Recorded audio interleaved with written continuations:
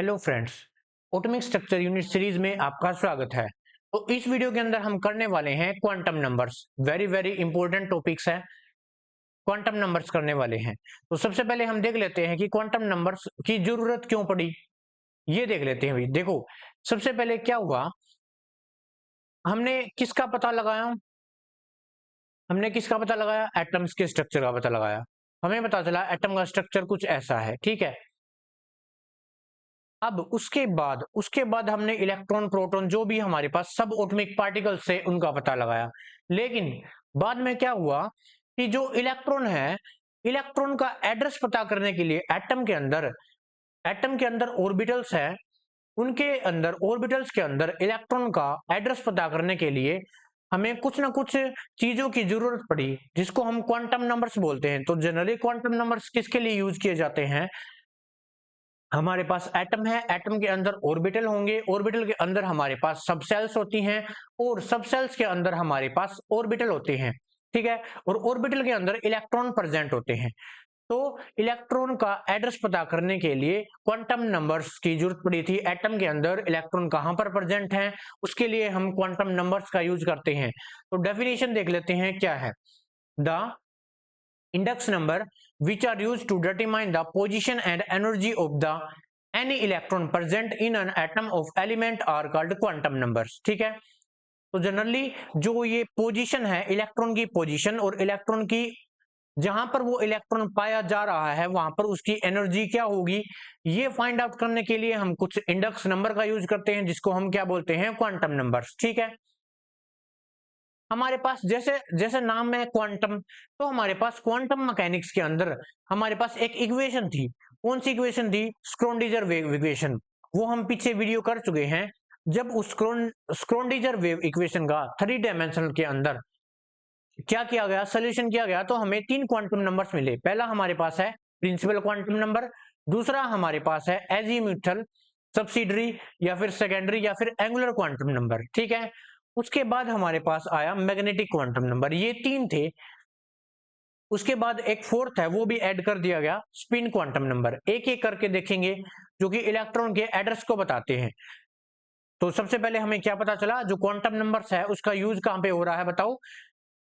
कि जो हमारे पास ऑर्बिटल है, यानी एटम के अंदर जो ऑर्बिटल्स हैं, जो उनके अंदर जो इलेक्ट्रॉन प्रेजेंट है, वहां पर जो इलेक्ट्रॉन के एड्रेस को पता करने के लिए क्वांटम नंबर्स का यूज किया गया। ये हमारे पास 4 टाइप के होते हैं। सबसे पहला हमारे पास प्रिंसिपल क्वांटम नंबर। ये हमें जनरली बताता है जो हमारी मेन सेल है, यानी ये पहली सेल है, दूसरी सेल है, यानी हमारी N1 है, या फिर दूसरी सेल है, या तीसरी सेल है, या चौथी सेल है, ठीक है। उसके बारे में पता करेंगे। जनरली ये हमें सब सेल्स के बारे में बताता है, जिसको हम L से डिनोटेट करते हैं, ठीक है। उसके बाद ये हमें मैग्नेटिक, जो इलेक्ट्रॉन की मैग्नेटिक प्रॉपर्टीज है उसके बारे में बताता है। और जो फोर्थ है वो इलेक्ट्रॉन की स्पिन के बारे में बताता है, यानी इलेक्ट्रॉन की स्पिन अपर साइड है या लोअर साइड है। तो देख लेते हैं, एक एक करके डील करते हैं। सबसे पहले हमारे पास है प्रिंसिपल क्वांटम नंबर, उसको डिनोटेड किया जाता है N से। जनरली देख लेते हैं, ये जो मेन एनर्जी लेवल है उसके बारे में बताता है, ठीक है। This quantum number determine the main energy level which an electron is occupy, ठीक है। जनरली जो हमारे पास प्रिंसिपल क्वांटम नंबर है वो मेन एनर्जी लेवल के बारे में बताता है, ठीक है। It is represented by N. जो एन है, N1 का मतलब है पहली और ऑर्बिट, N2 का मतलब है दूसरी सेल, और 3 का मतलब है थर्ड एनर्जी लेवल, ठीक है। और this quantum number is also recorded has a shell. The shell with N1 is called the first shell and with N2 is called second shell, ठीक है। देखो भाई, हमारे पास जब हमारे पास n की वैल्यू 1 होगी तो उसके लिए k सेल का यूज किया गया। जब हमारे पास n की वैल्यू 2 होगी उसके लिए l का यूज किया गया। आगे फर्दर हम m n o p ऐसे करते जाएंगे। देखो, अगर मैं डायग्रामेटिकली दिखाऊं आपको तो ये कुछ ऐसा है। ये मेरे पास न्यूक्लियस है और चारों तरफ एनर्जी लेवल है। पहला एनर्जी लेवल है, उसको के से डिनोटेड किया गया। दूसरे एनर्जी लेवल है, उसको एल से डिनोटेड किया गया। और तीसरा एनर्जी लेवल है, उसको एम से डिनोटेड किया गया, ठीक है। अब now there is no limit to the number of shell. अब जो नंबर ऑफ शेल है ना, इसकी कोई लिमिट नहीं होती। बेसिकली हम जो 7th सेल है ना उस तक करते हैं, यानी n की वैल्यू 7 वहीं तक करते हैं। This is the highest shell occupied by the known element. जितने भी नॉन एलिमेंट है उनके द्वारा सबसे हाईएस्ट ऑक्यूपाइड जो सेल है वो हमारे पास n7 है, ठीक है, यानी n7 यानी हमारे पास 7 नंबर की जो ये सेल है वहीं तक इलेक्ट्रॉन ऑक्यूपाइड हुए हैं, ठीक है। उसके बाद ये हमारे पास जो it tells us about electron in the shell, ये जो इलेक्ट्रॉन मतलब इलेक्ट्रॉन की जो एनर्जी है ना उसके बारे में बताता है, ठीक है। मान लिया मेरे पास कोई इलेक्ट्रॉन है, वो n1 सेल में, यानी मान लिया मेरे पास ये कोई भी एक न्यूक्लियस है, इसके चारों ओर हमारे पास अलग अलग टाइप की सेल है। ये n1 सेल है, और सेकंड हमारे पास n2 सेल है, और थर्ड हमारे पास n3 है, and fourth one is n4,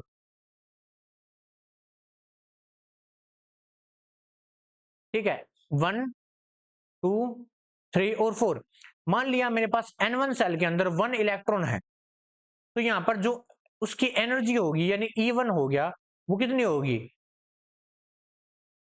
8 by में n स्क्वायर। यहाँ पे n की वैल्यू 1 रख दोगे तो हमारी वैल्यू निकल आएगी, ठीक है, एनर्जी की।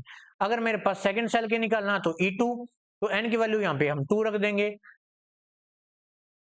बाई में 2 का स्क्वायर, यहाँ पे सोल्व कर लेना आंसर आ जाएगा। उसके बाद E3, ठीक है। अगर डिफरेंस निकालना हो तो E3 में से E2 घटा दो, तो कितनी एनर्जी के अंदर डिफरेंस है वो निकल आएगा, ठीक है। तो ये था हमारे पास प्रिंसिपल क्वांटम नंबर जो कि मेन सेल के बारे में बताता है। उसके बाद हमारे पास आ जाता है सेकंड क्वांटम नंबर, जिसका नाम है हमारे पास एजीम्यूचल या फिर सबसिटरी क्वांटम नंबर, ठीक है। देख लेते हैं ये किसके बारे में बताता है। The electron present in the same principal quantum number need note the similar value of energy। उसके बाद हमारे पास है, देखो, the electron present in the same principal quantum number. देखो मैंने बताया था कि फॉर एग्जांपल मान लिया मेरे पास 1s है, ठीक है, और ये मेरे पास 2s है, ठीक। क्या ये हमारे पास n1 की वैल्यू 1 है, इधर यहाँ पर, इधर n की वैल्यू मेरे पास क्या है 2 है, यहाँ पर n की वैल्यू 1 है, यहाँ पर 2 है। क्या इन दोनों की सिमिलर एनर्जी होगी? फॉर एग्जांपल एक है मेरे पास 2s, एक है मेरे पास 2p। क्या यहाँ पर n की वैल्यू बिल्कुल सेम है 2, और यहाँ पर हमारे पास s ऑर्बिटल है, यहाँ पर p ऑर्बिटल है, क्या इन दोनों की एनर्जी सेम होगी? तो यही पता करने के लिए कौन आया था हमारे पास, एजीम्यूचल क्वांटम नंबर आया था, ठीक है। तो देख लेते हैं इसने क्या बताया था। So they are present in different subshell. तो हमारे पास अगर कोई electron same main energy level पर प्रेजेंट है, तो वो जरूरी नहीं उसकी एनर्जी सेम होगी, वो सेम मेन एनर्जी लेवल के अंदर, यानी मान लिया मेरे पास ये है,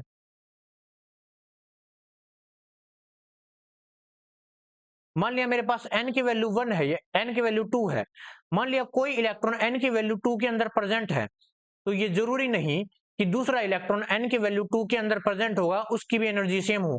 क्या पता वो n2 के अंदर ही डिफरेंट सबसेल के अंदर प्रेजेंट हो। मान लिया n2 के अंदर कोई इलेक्ट्रॉन 2s के अंदर प्रेजेंट है, कोई इलेक्ट्रॉन p के अंदर प्रेजेंट है, ठीक है। तो इन दोनों की एनर्जी सेम नहीं होगी, ये डिफरेंट सबसेल के अंदर प्रेजेंट हो सकते हैं। तो this two quantum number tell us about the subshell in the principal quantum number, ठीक है। और this quantum number ranging from this quantum number ranging from 0 up to n-1, और इसकी वैल्यू हमारे पास होती है 0 टू n-1। ये आपको याद रखना है, इसकी वैल्यू हमारे पास क्या होती है, यानी हमारे पास जो l की वैल्यू होती है वो कहां तक होती है, 0 से लेकर 0 टू n-1 तक, ठीक है। उसके बाद दिस क्वांटम नंबर, ये हमारा हो गया था, ये भी पॉइंट हो गया और ये भी। उसके बाद that is possible value of 0 1 2 3 n-1। देखो कैसे लिखा हुआ है ये,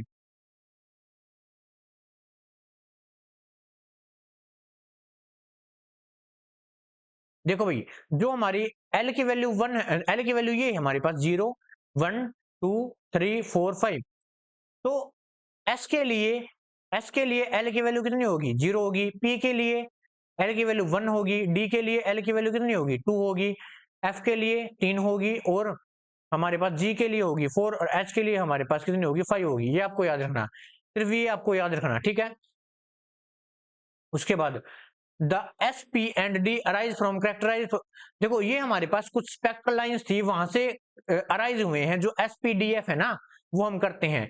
S का मतलब होता है हमारे पास शार्प, P का मतलब होता है हमारे पास प्रिंसिपल, D का मतलब होता है हमारे पास डिफ्यूज्ड या डिफ्यूजन, F का मतलब होता है हमारे पास फंडामेंटल। ये बेसिक बात थी ऐसे ही ज्ञान के लिए, ठीक है।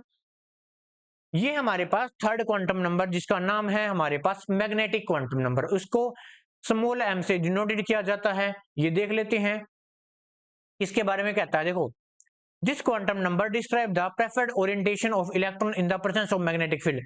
देखो, मान लिया मेरे पास कोई भी एक एटम है, मान लिया मेरे पास कोई भी एक एटम है, इस एटम को मैंने आउटर मैग्नेटिक फील्ड के अंदर रख दिया। मान लीजिए मैग्नेटिक फील्ड है, यहां से मैग्नेटिक फील्ड ऑफ लाइंस चल रही है, ठीक है। इसके अंदर जो इलेक्ट्रॉन होंगे ना, उन पर क्या प्रभाव पड़ेगा?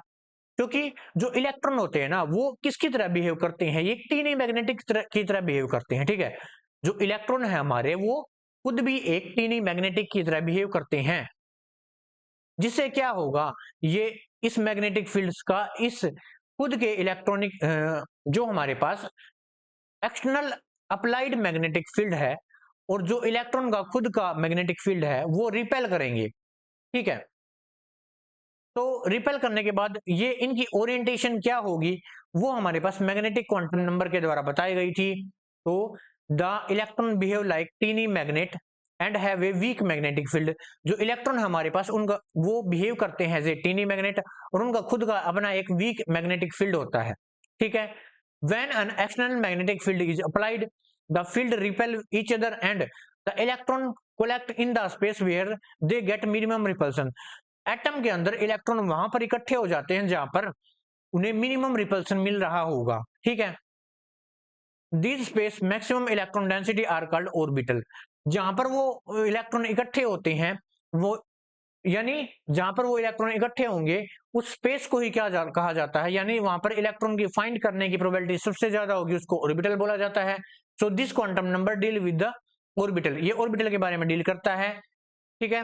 The value of m depend on the value of l, l पर डिपेंड करती है। For a given value of l, m has a value of ranging from -l to +l। कैसे देख लेते हैं। देखो, मान लिया मेरे पास है p ऑर्बिटल, ठीक है। p ऑर्बिटल की वैल्यू p ऑर्बिटल के लिए l की वैल्यू कितनी होती है? p ऑर्बिटल के लिए l की वैल्यू कितनी होती है बताओ? s के लिए 0, p के लिए 1, ठीक है। और हमारे पास जो d ऑर्बिटल है, उसके लिए l की वैल्यू होती है मेरे पास 2। तो जो m की वैल्यू है इसके लिए कितनी हो जाएगी? -1, 0, +1। और यहां पर क्या हो जाएगी m की वैल्यू बताओ?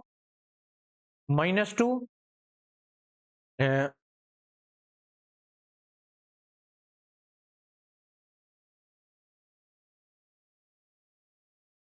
-1, 0,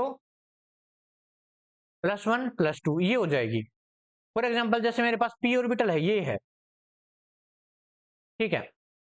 यहां पर बीच में आएगा 0, इधर मेरे पास -1, इधर मेरे पास +1, ठीक है। अब मेरे पास मान लिया d ऑर्बिटल है 1, 2, 3, 4, d ऑर्बिटल 5 होते हैं ना, तो यहाँ पे बीच में मेरे पास 0, यहाँ पर -1, यहाँ पर -2, यहाँ पर +1 और यहाँ पर +2। ये वैल्यू होती है हमारे पास m की, ठीक है। ये मेरे पास m की वैल्यू है, ठीक है। ये मैग्नेटिक के बारे में बताता है, तो यही था इसके अंदर। अब आगे देख लेते हैं spin quantum number. Spin quantum number generally electron की स्पिन के बारे में बताता है। ध्यान से सुनना, मान लिया मेरे पास कोई भी एक इलेक्ट्रॉन है, ये मेरे पास न्यूक्लियस है, और इसके चारों ओर मेरे पास एक ऑर्बिट है, और ऑर्बिट पर क्या घूम रहा है? एक इलेक्ट्रॉन घूम रहा है, ठीक है। अब ध्यान से समझना, मान लिया मेरे पास ये अर्थ है अपनी, ये क्या है भाई? अर्थ है, और हमें पता है अर्थ चारों ओर चक्कर लगाती है सूरज के। मान लिया ये अर्थ है, ये इस तरफ चक्कर लगा रही है सन के, और ये अपने एक्सिस पर भी रोटेट कर रही है ऐसे। ऐसे ही इलेक्ट्रॉन न्यूक्लियस के चारों ओर चक्कर लगा रहा है और साथ में अपनी एक्सिस पर भी रोटेट कर रहा है। इसको डिनोटेड ऐसे कर सकते हैं, मान लिया मेरे पास ये इलेक्ट्रॉन है, इसकी एक्सिस है अपर की साइड और ये ऐसे रोटेट कर रहा है। मान लिया मेरे पास एक यही इलेक्ट्रॉन है, थोड़ी देर बाद इसकी स्पिन नीचे की तरफ हो गई और ये एंटी क्लॉकवाइज क्या करने लगा, रोटेट करने लगा। तो जो जिसकी स्पिन अपर साइड है उसको पॉजिटिव से डिनोटेट करते हैं और इसको नेगेटिव से, ठीक है। और इनकी स्पिन को दिखाने के लिए इसको इसकी हेल्प लेते हैं प्लस हाफ और इसको डिनोटेट करते हैं माइनस हाफ से, ठीक है। तो जो क्लॉकवाइज होता है उसको प्लस हाफ से डिनोटेट किया जाता है, जो माइनस हाफ यानी जो एंटी क्लॉकवाइज होता है उसको माइनस हाफ से डिनोटेट किया जाता है, ठीक है। तो यही लिखा हुआ है जो मैंने बताया, the electron not only revolve around the nucleus but also around on its own axis, ठीक है। तो इट इज कॉल्ड स्पिन, इसको स्पिन बोला जाता है। इट में बी क्लॉकवाइज, क्लॉकवाइज के लिए पॉजिटिव, एंटी क्लॉकवाइज के लिए negative. This quantum number deal with the spin off electron, it will represent ये स्मॉल ऐसे डिनोट किया जाता है and will give the plus half and minus half for clockwise and anti clockwise. देखो भाई एक एग्जांपल लेते हैं हम, ठीक है, एक अच्छा सा एग्जांपल लेते हैं किसी का भी।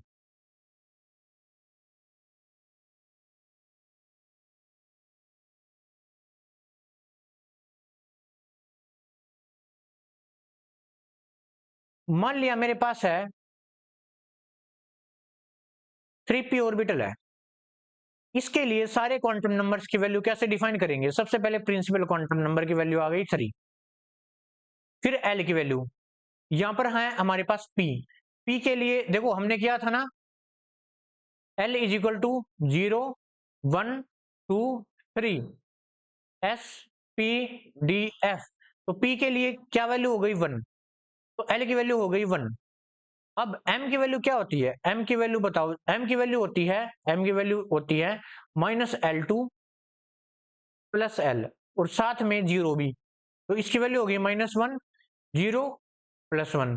और जो स्पिन है इलेक्ट्रॉन की इसके अंदर वो या तो प्लस हाफ होगी या फिर माइनस हाफ होगी, ठीक है। तो ऐसे ये क्वांटम नंबर सोल्व करने हैं, ठीक है। तो आज की वीडियो में इतना ही, नेक्स्ट टॉपिक नेक्स्ट वीडियो के अंदर करेंगे, तब तक के लिए थैंक यू।